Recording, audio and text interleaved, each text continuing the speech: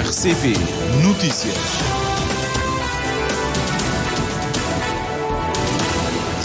Treze horas em Cabo Verde. Está a começar o Jornal da Tarde da RCV edição para esta sexta-feira. Abrimos com os títulos. Boa tarde. O Presidente do Partido Popular defende CPI ao caso Amadeu Oliveira e a atuação da PGR pode configurar-se violação do princípio de separação de poderes. O Governo vai trabalhar com os Estados Unidos da América e outros parceiros para tentar tapar o buraco deixado pelo término prematuro do novo compacto do MCC. Militares consolidam poder na Guiné-Bissau e nas vésperas da cimeira do chefe de Estado da CEDEAO divulga a lista de 65 personalidades que passam a integrar o Conselho Nacional de Transição e 15 são militares. O presidente ucraniano admite pela primeira vez a concessão de territórios à Rússia, mas com referendo. Estas e outras notícias para acompanhar já a seguir, a edição e a apresentação do jornalista Anatólio Lima. Boa tarde.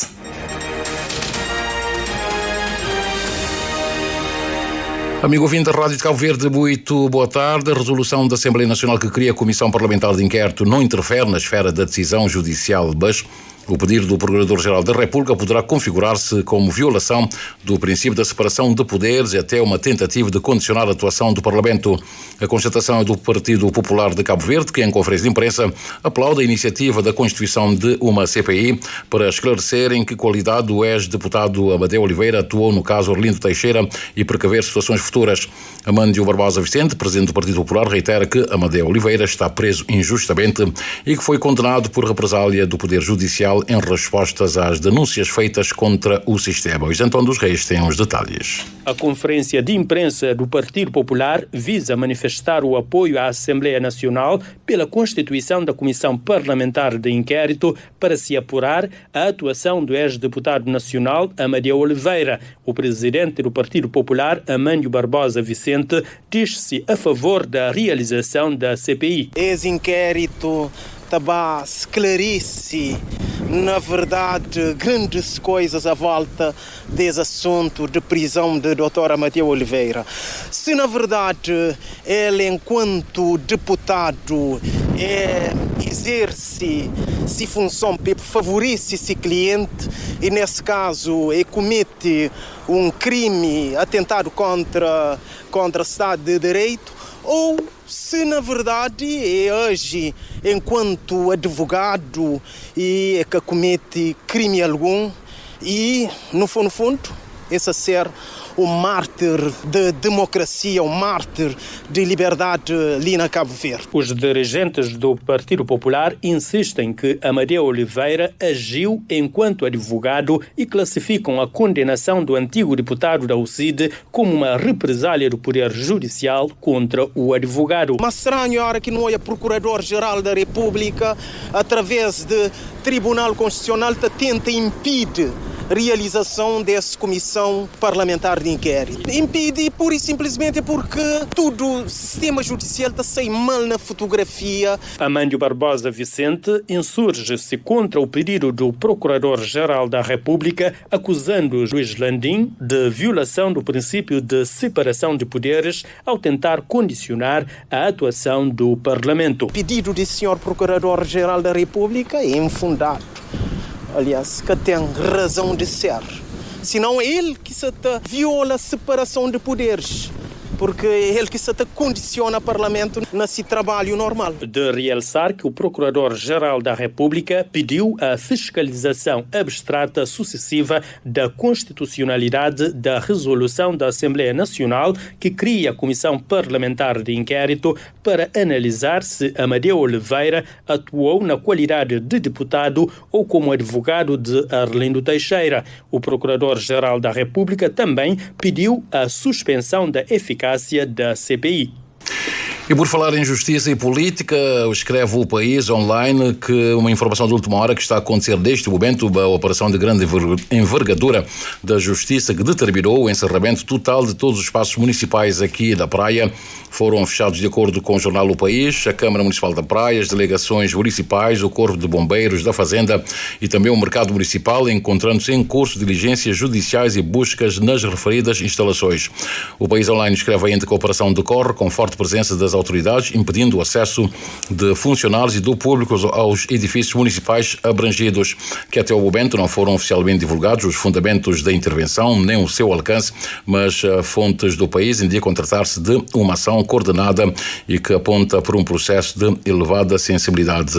A situação está a acontecer, de modo que é expectável que tenhamos mais pormenores sobre aquilo que estará a acontecer neste momento na autarquia praense.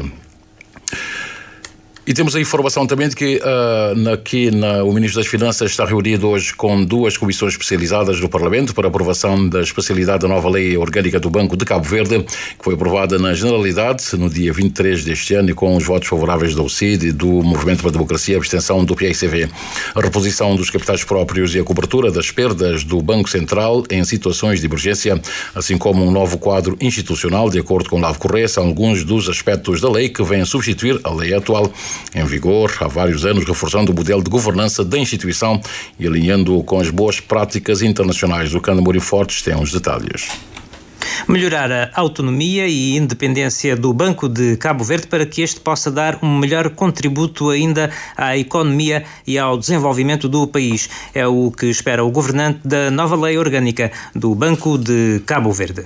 Com a criação de um quadro institucional em que vamos ter o Conselho de Administração do Banco de Cabo Verde, vamos ter um Conselho de Supervisão e o próprio governador enquanto órgão dirigente do Banco de Cabo Verde. E vamos ter um sistema de check and balance em que vamos ter também administradores não executivos no Banco de Cabo Verde, um comitê de auditoria para que todos os atos do banco possam ser fiscalizados em tempo certo e de forma eficiente da parte do próprio Conselho de Administração, para além dos instrumentos de controle externo. O objetivo maior desta lei orgânica é reforçar a governação do banco, o sistema de controle, check and balance ao nível interno e reforçar ainda mais, digamos, a confiança que todos nós devemos ter e devemos depositar no Banco de Cabo Verde enquanto entidade que tem a responsabilidade de gerir a política monetária definida pelo Governo de Cabo Verde para garantir a estabilidade de preços, a estabilidade do sistema financeiro e também dar o contributo no desenvolvimento do nosso país. Temos uma cultura de independência do Banco de Cabo Verde, da sua autonomia e de um bom trabalho que o Banco Central tem feito, mas ainda assim podemos melhorar. Essa lei orgânica é precisamente para melhorar a governança do banco, melhorar a sua autonomia, reforçar a sua independência para que o banco possa dar um contributo ainda melhor à governação económica e ao desenvolvimento de Cabo Verde. A reposição dos capitais próprios e a cobertura das perdas do BCV em situações de emergência como a que se vive atualmente devido às consequências das tempestades climáticas são outros aspectos centrais do novo diploma, para o qual Olavo Correia conta com o contributo dos parlamentares visando melhorá-lo ainda mais. E pensamos que era importante nós fecharmos, digamos, este pacote legislativo este ano, e estamos a contar com o apoio dos vários grupos parlamentares para que isso aconteça. Penso que com a aprovação desta lei estaremos já a entrar num patamar superior, que Cabo Verde estará, digamos, a alinhar-se com as melhores práticas em matéria de governança de bancos centrais a nível mundial. Digamos, uma das mais importantes em matéria de regulação económica e que é matricial na governança económica, e o reforço da sua autonomia acaba por também credibilizar a própria governança económica de Cabo Verde. Estou muito satisfeito por termos conseguido, digamos, um consenso ao nível da maioria parlamentar para que esta lei possa ser, digamos, aprovada hoje, espero eu, na especialidade, e na próxima sessão parlamentar possa ser aprovada na globalidade. Havendo perdas ao nível do capital próprio ou quando o banco registra as perdas porque intervém numa situação de emergência ou de calamidade ou de interesse público, caberá, digamos, ao Governo de Cabo Verde cobrir essas perdas, injetando o capital no Banco de Cabo Verde, conforme dispõe a própria lei orgânica. Como aquela que se vive atualmente, temos estado a capitalizar o banco, progressivamente e gradualmente. O banco tem registrado prejuízos, tendo em conta a redução de taxas de juros nos mercados internacionais, e vem na linha daquilo que acontece em todos os países do mundo, e sobretudo nos países mais avançados e mais desenvolvidos. E há um aumento de capital? Vai ter de haver a reposição do capital próprio do Banco Cabo Verde. O Ministro das Finanças, Olavo Correia, reunido com a primeira Comissão Especializada de Assuntos Constitucionais, Direitos Humanos, Segurança e Reforma do Estado e a segunda Comissão Especializada de Finanças e Orçamento para a aprovação da nova lei orgânica do Banco de Cabo Verde.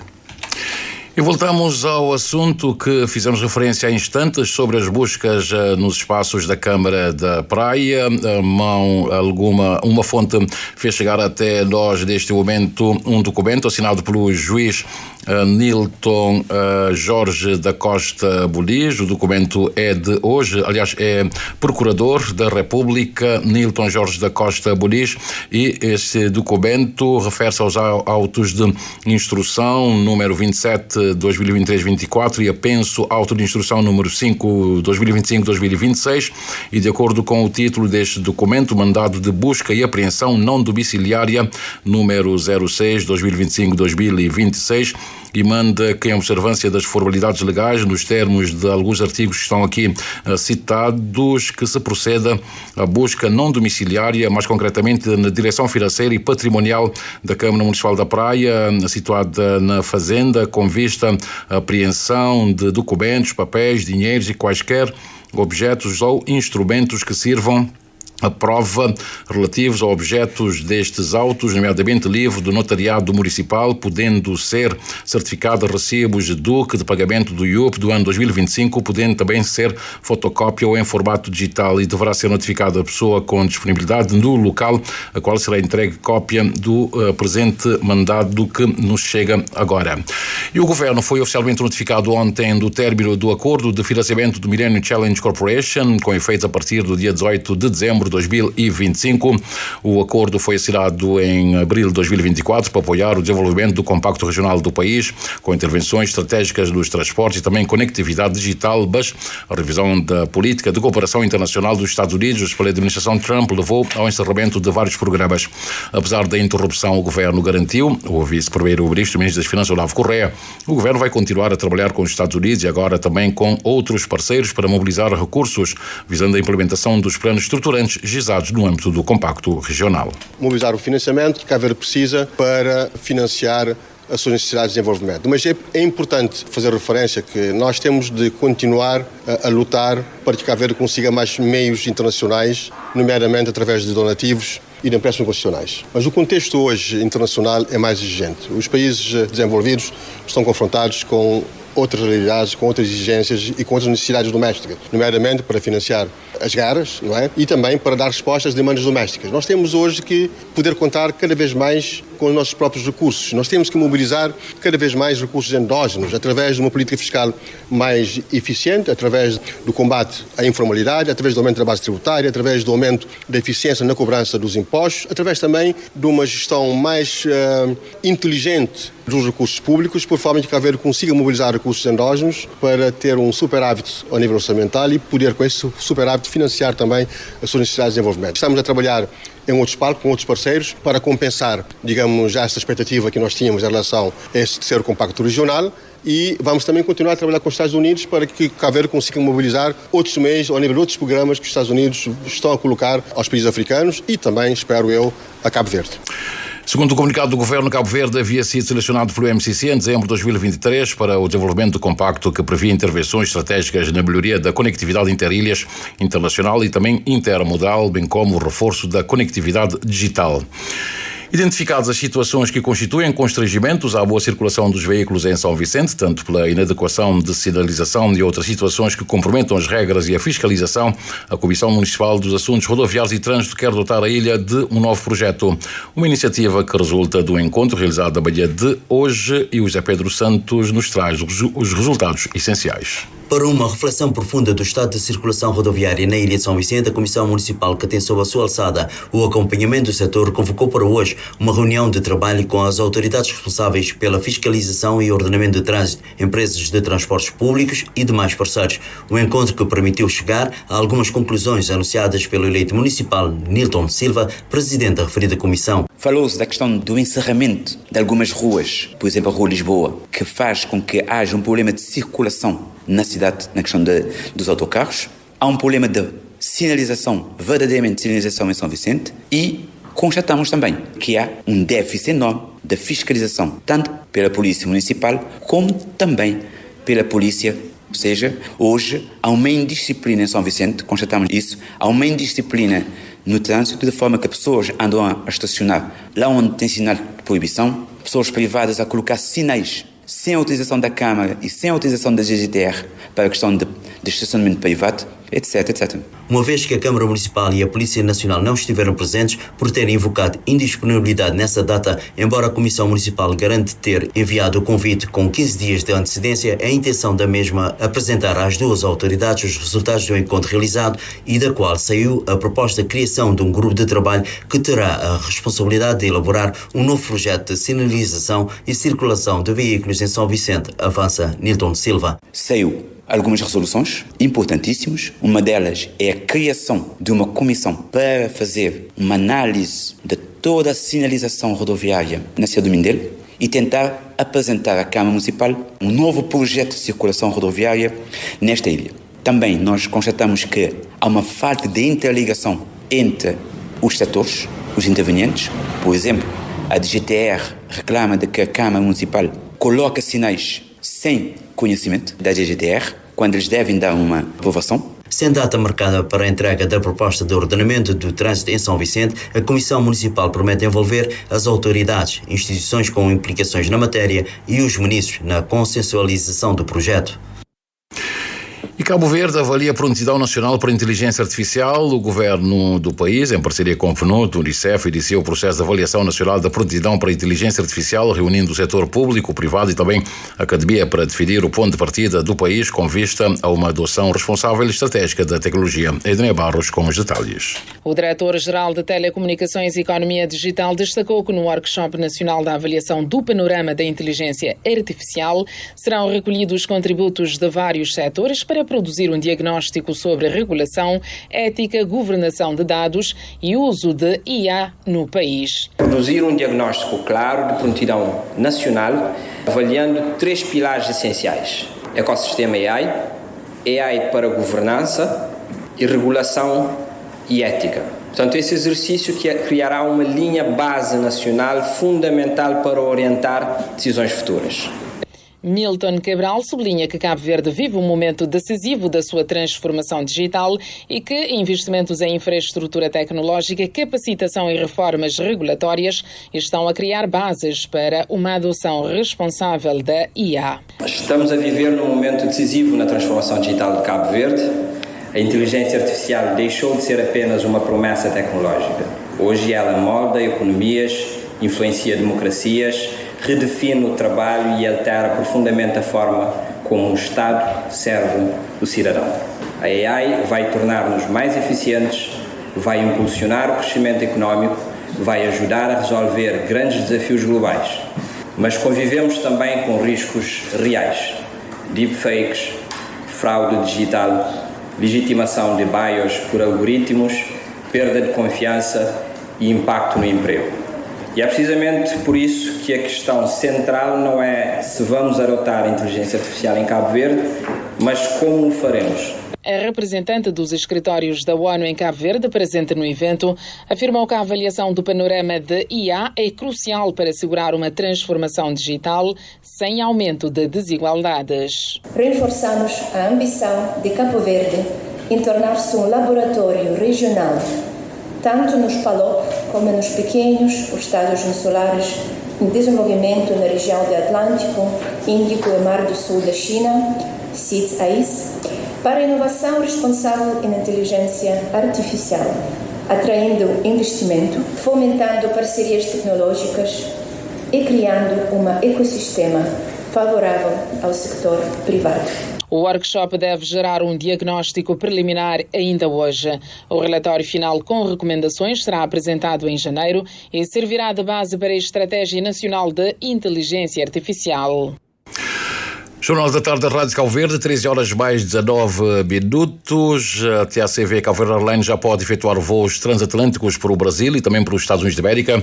É que uma nota enviada ontem à administração da empresa pela Agência de Aviação Civil dá conta da aprovação do certificado conhecido por ETOP 120 minutos após avaliação técnica e verificação do cumprimento dos requisitos complementares. O ETOP 120 minutos é uma certificação que garante que aeronaves bimotores, como as usadas pela TACV podem chegar a um aeroporto alternativo em até 120 minutos de voo, mesmo com um motor inoperante. Certamente que a TACV do Avante vai agora calendarizar e agendar ou programar voos para estes destinos.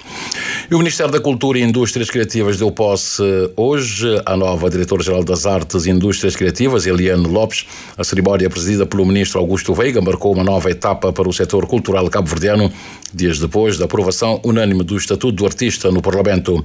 A nova responsável garante trabalhar por uma administração cultural coesa, robusta e alinhada com os desafios atuais, conforme Adina Almeida. Eliane Lopes é a nova Diretora-Geral das Artes e Indústrias Criativas, impulsada esta manhã pelo Ministro da Cultura e Indústrias Criativas.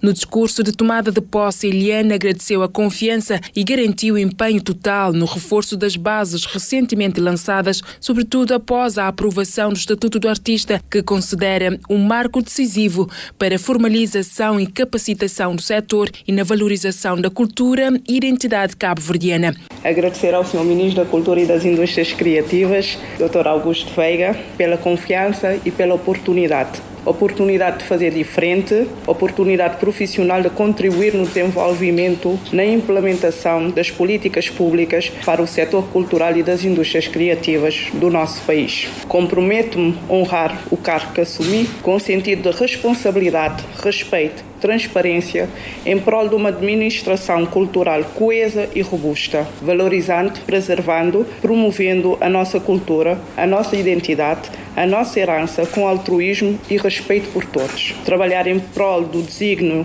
de fortalecer, alicerçar as bases lançadas com o Estatuto de Artista para um setor formalizado, capacitado, com parceiros estratégicos nacionais e internacionais. Augusto Veiga destaca a experiência da nova diretora, afirmando que reúne todas as condições para fortalecer o setor. É uma pessoa com quem já tive o prazer de trabalhar em várias ocasiões, que conhece muito bem o Ministério da Cultura e Indústrias Criativas, pois já trabalhou no mesmo em diversas funções, mas também já trabalhou em vários organismos do Estado. E com a formação que tem, uma formação que enquadra-se muito bem nesta área e com a capacidade de trabalho que ela tem demonstrado ao longo deste tempo, eu tenho a certeza que tem todas as condições para fazer um bom trabalho. É claro que ela sabe que o caderno de encargos é grande e que os desafios desta área também são enormes. Mas juntos vamos tentar dar todas as condições para que ela possa exercer o seu cargo com qualidade e que todos nós, a nível de Cabo Verde e do Ministério da Cultura, podemos beneficiar do seu trabalho. Por outro lado, o ministro reconheceu o contributo da anterior diretora-geral, que transita agora para o setor privado. Eliane Lopes inicia agora funções à frente de uma estrutura responsável por orientar a política cultural nacional e apoiar o desenvolvimento das artes e das indústrias criativas em Cabo Verde. Apenas uma precisão: o Estatuto do Artista foi aprovado no Parlamento, mas ainda na generalidade, o que quer dizer então que falta mais uma etapa para poder então saber se vai ser aprovado por unanimidade ou não. A segunda região militar assinala hoje o dia do seu patrono, António Lopes, no momento em que as Forças Armadas estão preocupadas com a diminuição de efetivos das suas fileiras. A cerimónia oficial das comemorações do Dia da Unidade António Lopes contou com a presença pela primeira vez do chefe de Estado-Maior das Forças Armadas, contra-almirante Manuel António Pereira Semedo. O Valdemar Almeida presenciou e tem os pormenores. As celebrações começaram com o chefe de Estado-Maior das Forças Armadas a passar em revista os militares em parada, para logo a seguir colocar uma coroa de flores junto ao busto do patrono da 2ª Região Militar. Na sua intervenção, o comandante da 2ª Região Militar, Álvaro Luz, apresentou o balanço das atividades e realizações do ano que agora termina. Segundo o comandante, não obstante os ganhos visíveis, é preocupante a diminuição galopante do número de efetivos visível na formatura de hoje. Situação que, conforme Major Álvaro Luz, deixa o quadro orgânico pessoal deficitário e que coloca em risco a capacidade de cumprimento das missões das Forças Armadas. Por isso, urge identificar e implementar soluções que incentivem os jovens a responder prontamente ao chamamento da pátria para o cumprimento integral do serviço militar obrigatório. Neste particular, Congratulamos com a medida do Governo em atribuir o suplemento complementar aos praças em regime de prestação de serviço militar obrigatório nas Forças Armadas de Cabo Verde, instituído pelo Decreto-Lei número 38/2025, de 28 de novembro.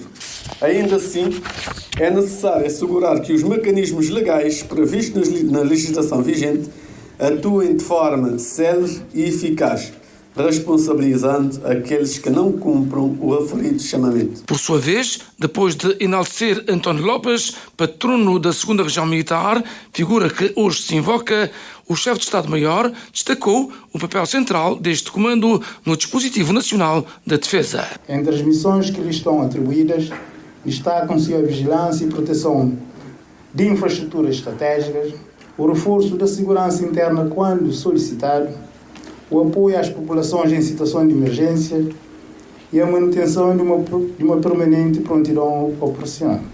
Elementos que fazem desta unidade um dos pilares indispensáveis do sistema de forças nacionais, com acrescida responsabilidade na preservação da soberania nacional e na segurança do país. Para o contra-almirante Manuel António Teixeira Semedo, celebrar o Dia da Unidade António Lopes, mais do que celebrar o passado, é sobretudo renovar o compromisso com o presente e projetar com confiança o futuro.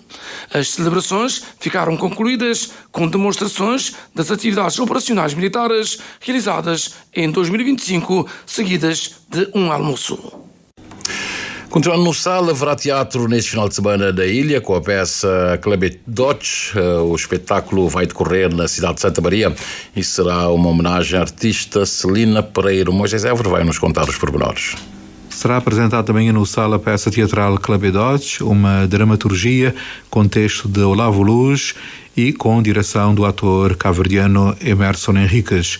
Olavo Luz explica que a ideia surgiu através da obra de Celina Pereira. É uma espécie de homenagem a Celina Pereira e ao feminino e, obviamente, às mulheres de uma forma geral. Portanto, que é uma performance de teatro-dança. Portanto, o diálogo, digamos assim, é todo ele corporal e performativo, é sem falas. E é isso mesmo, é a interpretação lírica da morna, particularmente da Celina Pereira, a sua história como contadora de histórias, como escritora, como uma grande intérprete cabo-verdiana que nos inspirou para escrever essa obra, digamos assim, poética, uma poética corporal, em parte sobre o feminino, sobre a mulher, sobre Cabo Verde. Olavo Luz fala também do elenco que estará em palco. É uma dupla, portanto temos a sorte de ter aqui no Sal uma excelente bailarina e atriz, de origem, portanto nasceu na França, mas tem ascendência na Costa do Marfim, portanto essa mistura, digamos assim, crioula, que agora adotou a Ilha do Sal como a sua casa, como a sua residência, que é a Ia Duclos, que é uma excelente atriz e bailarina, e o Kevin, que é um jovem bailarino de São Vicente, que também vive no Sal. Teremos o acompanhamento musical ao vivo, portanto no palco, com música diegética, com o Sandro Pimentel Ramos, portanto, que é um músico daqui do Sal, portanto residente aqui do Sal, originário de São Vicente. É um trio muito competente do ponto de vista artístico, do ponto de vista criativo, e estiveram todos muito envolvidos na criação da peça. Portanto, a partir da ideia original, todos nós nos envolvemos de uma forma muito emotiva na criação desta obra. Um espetáculo que decorrerá na cidade de Santa Maria.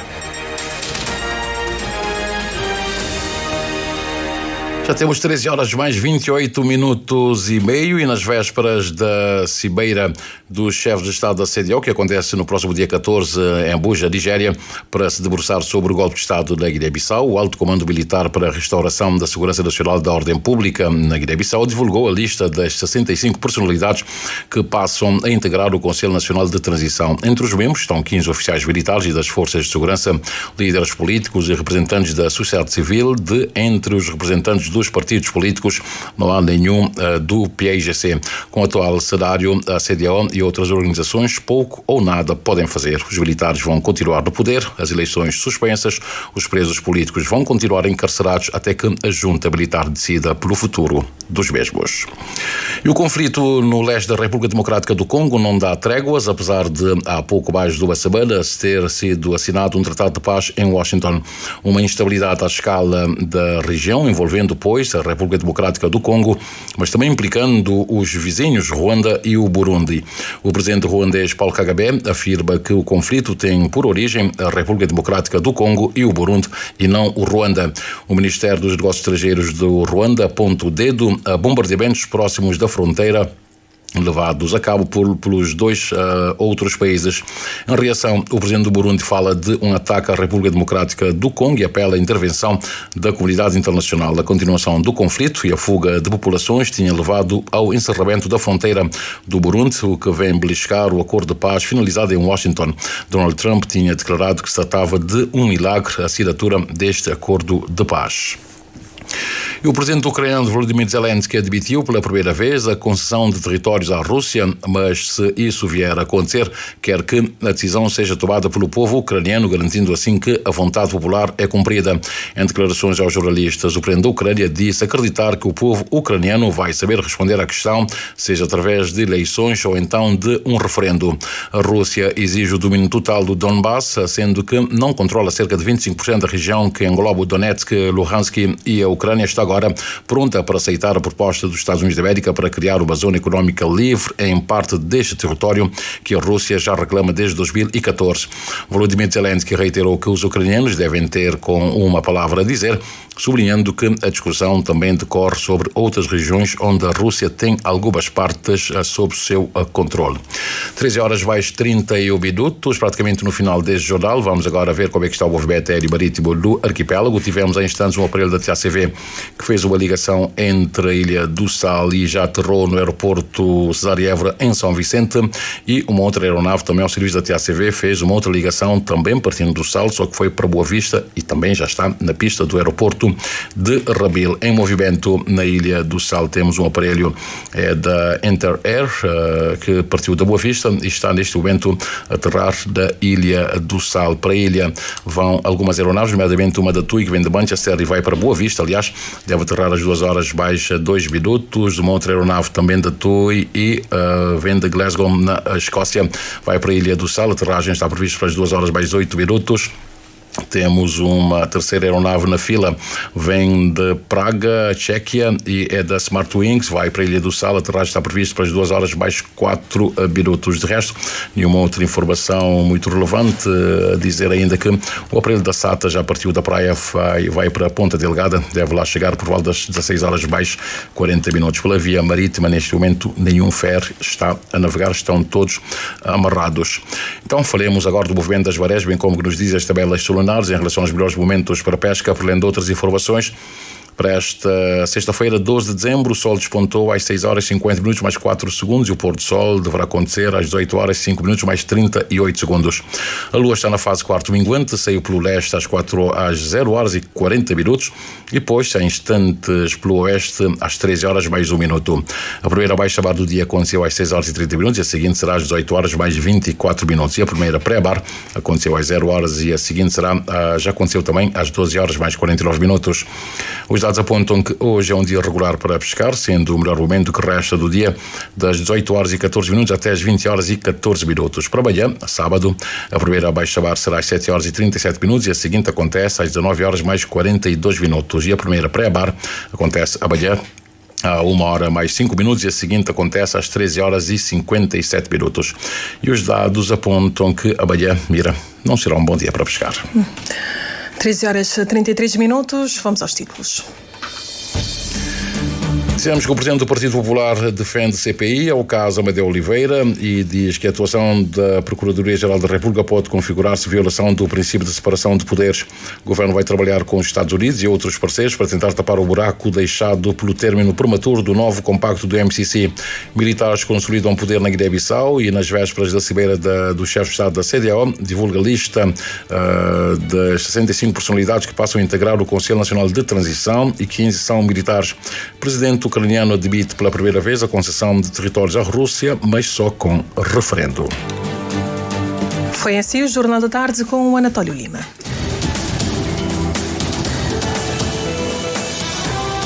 Mais informações em www.rtc.cv e na aplicação RTC Mobile. RCV, o rigor da notícia e o melhor da informação a cada hora.